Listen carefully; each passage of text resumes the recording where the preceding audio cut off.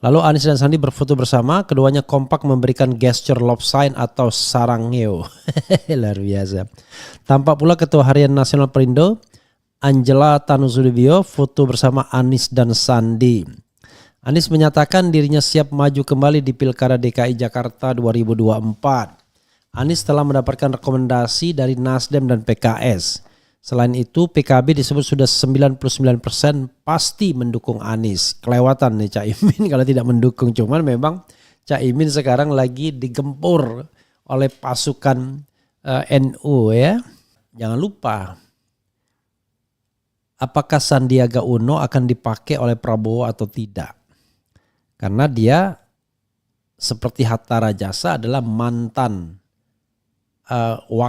calon wakilnya ya kan? Calon wakil Presiden Prabowo. Tapi jangan lupa Sandiaga Uno keluar dari Partai Gerindra.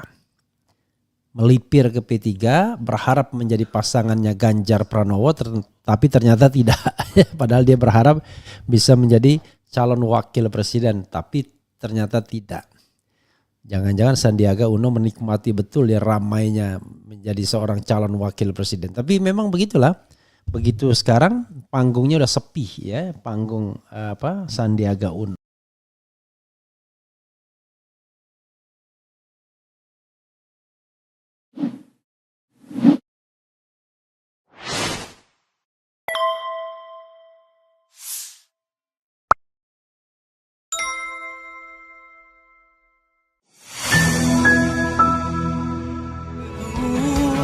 Keren cadas jiwaku, keren cadas semangatku. Refli Harun Channel, gak ada basa-basi, gak sekedar kritik sana sini. Refli Harun Channel, kritis tapi tidak apatis, oposisi tapi kasih solusi. Refli Harun Channel, selalu terdepan dalam ulasan, berita gak asal-asal.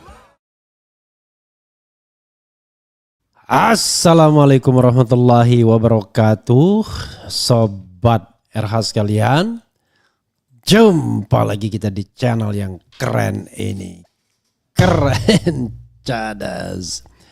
Ya Sobat RH sekalian, kita live ya malam. Karena kebetulan ini saatnya ketika saya tidak ngantuk ya. Tadi ngantuk makanya kemudian tidur dulu dan kemudian nanti bisa dilihat lagi ya. Saya live di Keren Cadas Channel ini ya. Oke, kemudian ini banyak berita baik ya, berita bagus. Salah satunya adalah pertemuan antara Anies dan Sandi di Perindo ya. Itu ini misalnya yang diberitakan Kompas, Anies Sandi bertemu di acara Perindo, beri love sign dan saling rangkul ya. Kemudian Mukernas di Sindo News, Mukernas Perindo, Anies bicara eksekutif dan legislatif yang bisa dikritik ya. Selain itu Sobat Nasional ada berita lainnya ya yang bisa kita lihat ya, berita tentang ngototnya Jokowi soal IKN, soal Anies yang melihat barangkali ada kemungkinan tiba-tiba apa ya istilahnya ya, apa ya istilahnya ada poros lain aman dan lain sebagainya. Coba kita baca ya. Ini juga ada Anies Sandiaga saling lempar senyum hingga rangkulan di Mukernas Perindo ya. Coba kita bacakan ya. Lucu juga kalau kita pikir-pikir ya. Sandi itu menteri, Anies bukan siapa-siapa. Mantan calon presiden saja tapi tetap Anies yang jadi bintangnya ya. Jakarta, ex-gubernur DKI Jakarta Anies Baswedan bertemu dengan Menparekraf Sandiaga Uno ya, jangan lupa ya. Karena Angela Tanusudibio adalah wakil Menparekraf ya. Di sela-sela acara Mukernas Perindo, keduanya saling melempar senyum hingga berangkulan di kesempatan tersebut. Momen tersebut terjadi seusai Sandiaga Uno melakukan konferensi pers dengan wartawan di iNews Tower, Jakarta Pusat, Rabu. Adapun Sandiaga diamanatkan menjadi salah satu pemateri di acara BIMTEK Partai Perindo. Oh, ada juga pemateri ya. Sandiaga juga sempat ditanya terkait peluang dirinya bertemu dengan Anies di acara yang sama. Sebagai informasi, Anies juga dijadwalkan akan memberi materi kepada kader Perindo.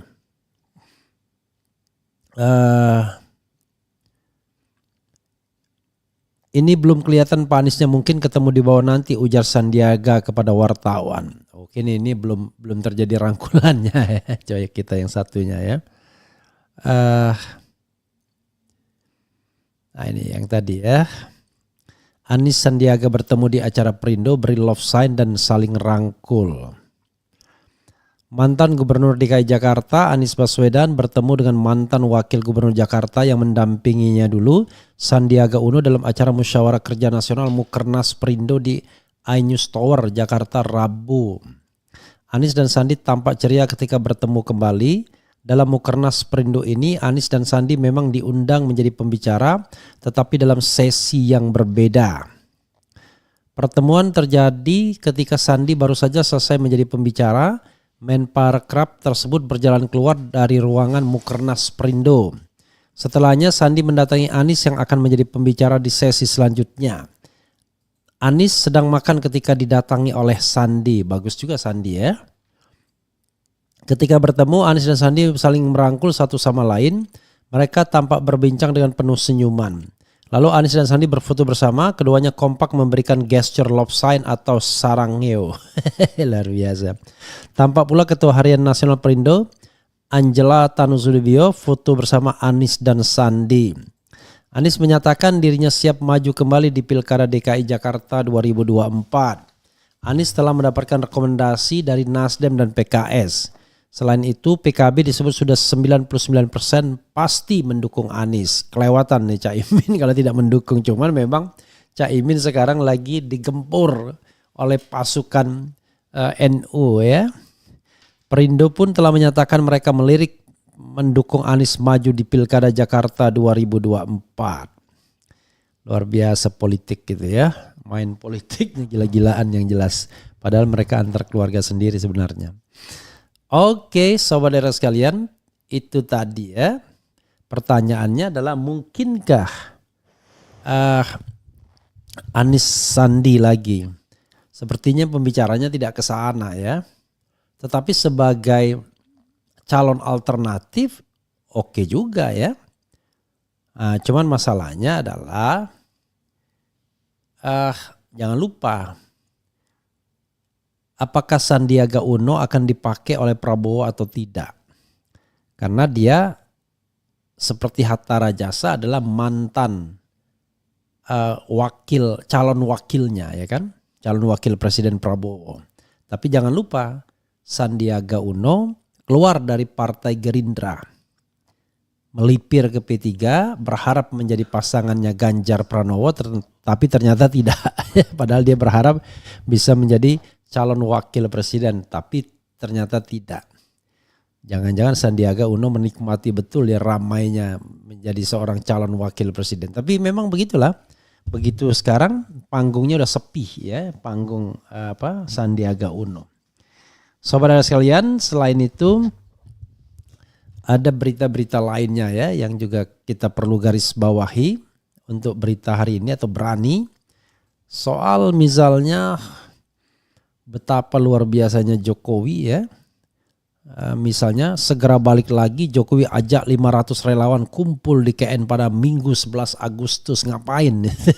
Luar biasa ya.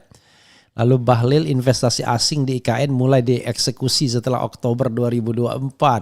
Padahal Jokowi sudah jualan kemana-mana ya. Jualan ke Cina, jualan ke Singapura dan lain sebagainya. Kemudian ini ada juga pengusaha konstruksi angkat Jokowi sebagai bapak konstruksi, luar biasa. Kemudian juga ada Nasdem soal Sahroni bicara mungkin tak daftarkan Anies. Kita jangan diadu ya. Kemudian PDIP kita mulai sadar Jokowi fake sejak 2019, terlambat bro. Ini diskusi yang juga saya hadiri tadi ya. Yang bicara demikian Deddy Sitorus ya. Memang sayang sekali PDIP merasa dirinya nggak bersalah ya sudah menghadirkan Jokowi. Padahal kita tahu bahwa semua orang tahu kekecewaan PDIP pada Jokowi karena tidak mendukung Ganjar Pranowo atau tidak mendukung calon PDIP sendiri. Dan itu wajar. Maksud saya itu wajar dalam politik. Tetapi menjadi tidak wajar kalau kemudian terlalu defensif ya. Kalau soal kritis ya biasa ya. Tetapi maksud saya adalah bahwa Jokowi dan PDIP berpisah ya pasca Pilpres memang. Sebelumnya kan tidak. Sebelumnya ya panas dingin lah persaingannya. Antara dua matahari ini Megawati dan Jokowi. Memang ada percikan di situ. Terutama pada periode kedua. Sejak periode pertama sesungguhnya. Ketika soal Budi Gunawan 2014 atau 2015 awal ya. Di situ sudah mulai percikan persaingan antara Megawati dan Jokowi pada waktu itu. Nah hanya memang makin lama makin meruncing ya. Tapi Jokowi diam-diam tapi kemudian tidak mengikuti apa yang diinginkan Megawati. Dalam konteks itu wajar menurut saya karena he is the president. Jadi kadang-kadang memang menurut saya Megawati agak aneh dalam konteks ini. Yang presidennya Jokowi tetapi dianggap sebagai petugas partai. Seolah-olah PDIP lebih besar dari Indonesia, nggak bisa begitu. Ya saya letakkan pada persoalannya ya. Tetapi apakah Jokowi presiden yang oke? Sangat tidak oke ya. Anies respons peluang PDIP, PKB bersatu di Pilgub Jakarta lawan aman. Ini juga nanti kita bacakan ya. Anies ajak legislator Perindo kritisi dan perkaya kebijakan pemerintah. Ini dalam sesi pemberian ceramah atau apa.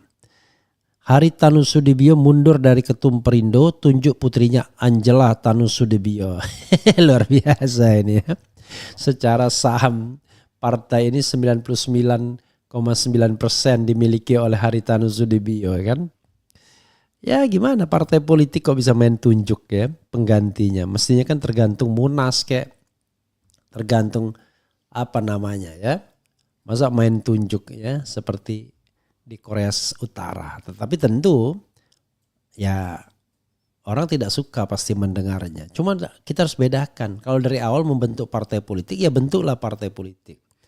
Kalau dari awal bentuk ormas ya bentuklah ormas. Kalau dari awal bentuk perusahaan bentuklah perusahaan. Tentu partai politik berbeda dengan PT. Ya, kalau PT memang ada pemegang saham mayoritasnya yang bisa menentukan. Tapi kalau dalam partai politik ya tidak boleh. Ya, tidak boleh walaupun orang tahu partai ini tidak akan berjalan kalau tidak ada Haritanu Sudibyo. Sama seperti Nasdem nanti. Apakah bisa berjalan tanpa Surya Paloh? Kalau menurut saya sudah bisa berjalan sepertinya. Karena Nasdem partai sudah yang lolos parlemen sehingga lebih gampang, lebih banyak orang yang mau menjadi ketum Nasdem. Beda sama ketum Perindo ya, beda. Ini partai yang kalau tidak ada Haritanu barangkali tidak akan hidup. Tapi karena Haritanu juga yang akhirnya nggak bisa hidup. Karena partai ini artinya partai yang ya hanya di lingkup keluarga Haritanu saja ya kesannya. Kemudian ada juga Menak Yakut dilaporkan ke KPK terkait korupsi kuota haji ya. Bayangkan ya. Kalau kita bicara tentang demokrasi, celakanya demokrasi kita pemilik-pemilik media yang kadang-kadang tidak mempraktikkan demokrasi secara baik ya. Gitu. Jokowi bakal diberi gelar Bapak Peduli Guru Ngaji. Allahu Akbar. Luar biasa. Parpol khawatir Anies punya karakter mirip Jokowi ya. Enggak juga, ini yang ngomong Henry Satrio ya. Tapi nanti kita bahas ya. Di tengah tumpukan utang 82 triliun, para bos Waskita Karya justru nikmati kenaikan gaji ratusan juta. Ini kurang ajarnya ya. Ini pernah berita lama ini ya. Harta Menak Yakut naik drastis dari 900 Ya. Juta jadi 11 miliar hanya dalam jangka waktu berapa bulan. Itu yang hebatnya ya. Ada Partai Koalisi Indonesia Maju yang dekati Anies untuk Pilkada Jakarta dalam pecah kongsi tanda tanya.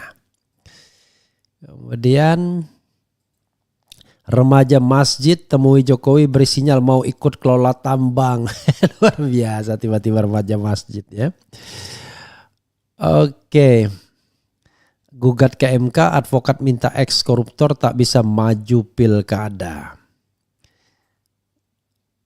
Oke. Bos PPPI, komunikasi erat Anies Ahok upaya kikis barrier politik antar pendukung. Wah ini kemudian PBNU bentuk pansus PKB Lukman Edi dipanggil hari ini. Apa maksudnya ini? Ya saudara sekalian, itu tadi ya beberapa berita yang menarik.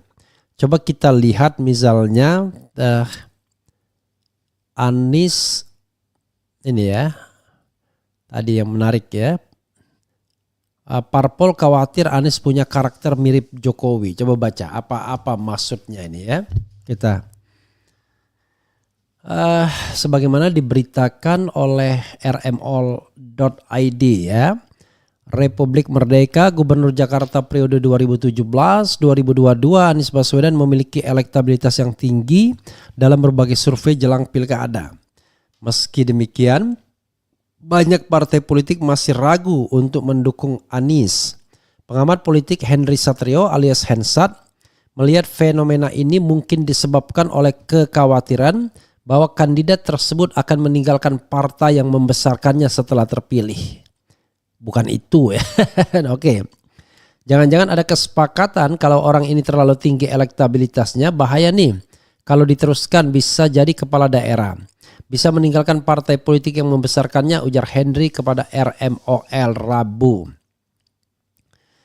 Founder lembaga survei Kedai Kopi itu berkaca dari perilaku Joko Widodo yang dinilai meninggalkan PDI Perjuangan setelah diusung oleh partai berlambang banteng moncong putih itu, mulai dari wali kota Solo, gubernur DKI hingga presiden.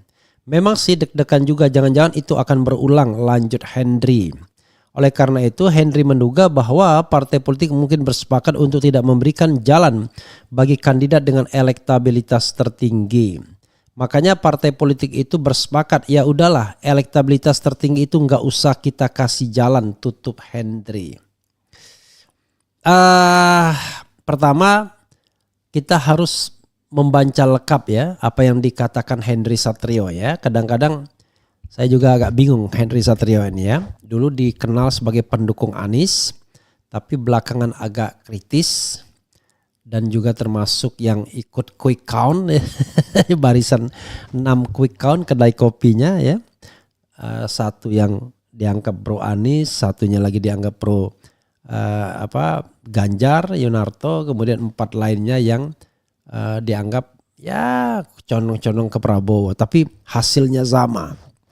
Tapi bukan itu yang ingin saya mention ya, tapi soal Anies itu sendiri. Ya pastilah Anies tidak bisa disamakan dengan Jokowi. Bukan wataknya maksud saya, tetapi pathnya, jalannya. Kalau Jokowi ya memang anggota PDIP dia. Dari awal dia besar bersama PDIP. Ketika orang lain tidak mengenal siapa itu Jokowi.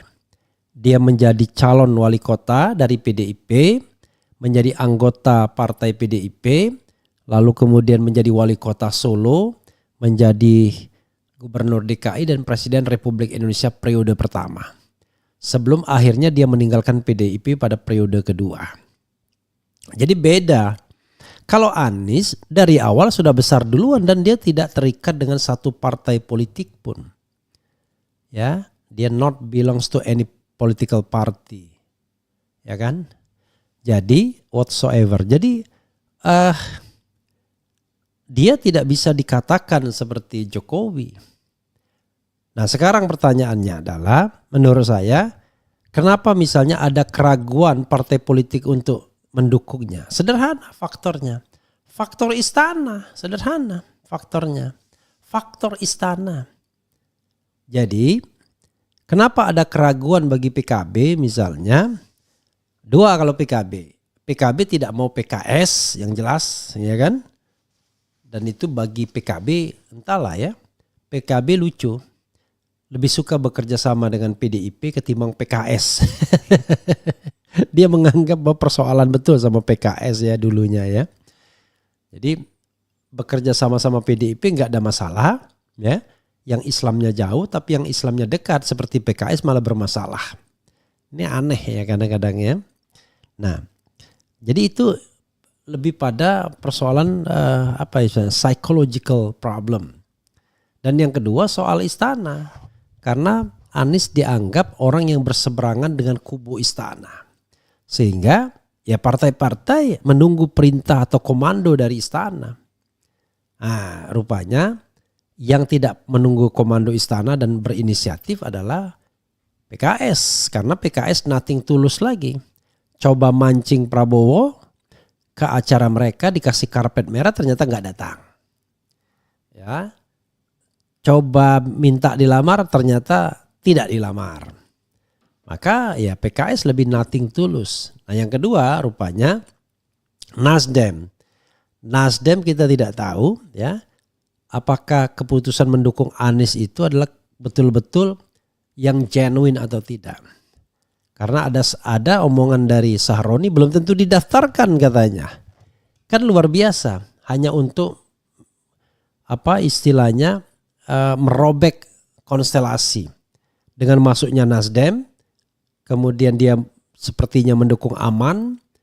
Lalu PKB membuat poros dengan PDIP. Kan begitu. Kemudian tiba-tiba dia menarik dukungan dari Anies terakhir dan Anies nggak bisa nyalon. Wah kalau itu terjadi luar biasa jahatnya partai politik. Dan saya pada tahap yang tidak yakin ya Nasdem mau seperti itu. Ya, adapun Nasdem misalnya mengakui kemenangan hasil dari KPU dan lain sebagainya, oke lah. Itu walaupun tidak sopan karena masih ada perjuangan di MK, tapi paling tidak ya yang apa yang dikatakan itu adalah sesuai dengan fakta politiknya saja. Tapi kalau ini bukan fakta politik lagi, ini rekayasa politik untuk menggagalkan Anies. Dan saya kira mudah-mudahan tidak demikian ya. Jadi kalau menurut saya tidak sepakat dengan Henry menyamakan Anies dengan Jokowi. Beda. Anies itu belongs to PDIP dari awal. Anies not belongs any political party ya apapun. Itu ya, gitu. Coba kita lihat komentar Sobat RH sekalian ya. Oke. Assalamualaikum Bang, reply Purwakarta hadir dan menunggu live Bang reply. Keren cadas Bang. Ya mohon maaf ya karena tadi saya ngantuk, saya tidur dulu. Jadi walaupun ini nanti tapi tetap bisa dinikmati ya. Bisa nggak Bang kalau seandainya Anies Sandi untuk Pilgub Jakarta kayak dulu? Kalau bisa kayaknya jadi pasangan keren cadas juga Bang. Makin seru pilihan cawagupnya. Ya kalau misalnya Anies Sandi itu bisa gabung ya bagus ya. Cuma memang Sandi faktornya nggak jelas. Basis konstituen Sandi itu nggak jelas. Itu persoalannya. Dia masuk P3 gak jelas P3-nya. Itu yang jadi masalah. Karena basis konstituennya gak jelas. Ya yang jelas uangnya. Nanti dia ribut lagi ya. Nanti dia hitung-hitung lagi gitu ya. Gak jelas. Tapi dari sisi finansial jelas ya. Apalagi cuma sekedar pilkada ya. Pilkada mungkin jauh lebih kecil dananya. Begitu saudara sekalian ya. Ya mudah-mudahan lah ya dalam politik itu tidak ada yang nabi-nabi banget ya. Tidak ada yang malaikat-malaikat banget. Yang paling penting adalah Anda menangnya dengan kecurangan atau dengan kejujuran itu saja. Ya, soal manuver, komunikasi partai politik dan lain sebagainya ya itu akibat diterapkannya threshold ya di dalam pilkada. Sehingga pembicaraan pilkada ini seperti pembicaraan para elit saja, bukan pembicaraan rakyat lagi. Bukan rakyat yang mau memilih pemimpin, tapi ketum-ketum partai yang mau memilih pemimpin. Jadi yang dicari adalah anak buah ketum partai, bukan pemimpin rakyat di daerah. Itu persoalannya. Sehingga ada perasaan kecewa kalau seandainya pemimpinnya itu dicintai rakyat, menjadi populis, menjadi kuat dan lain sebagainya. Jadi partai politik itu ya punya hak menominasikan karena mereka merekayasa undang-undang sedemikian rupa. Seandainya rakyat boleh menominasikan, ya Anies tetap akan bisa dipilih, kan begitu. Ya. Itu Sobat Era sekalian, yang bisa kita share dalam kesempatan ini. Saya tadi lupa ya, mestinya live juga di